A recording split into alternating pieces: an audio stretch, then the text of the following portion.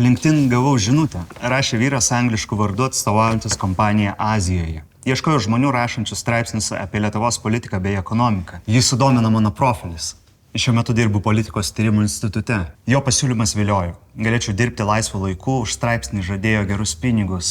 Jo LinkedIn profilyje pastebėjau keletą savo kolegų kontaktų. Paieškojau informacijos apie jo kompaniją. Radau oficialų tinklalapį. Tik keista, pinigus pervesti turėjo kita Europos įmonė, bet pasiūlymą priėmiau.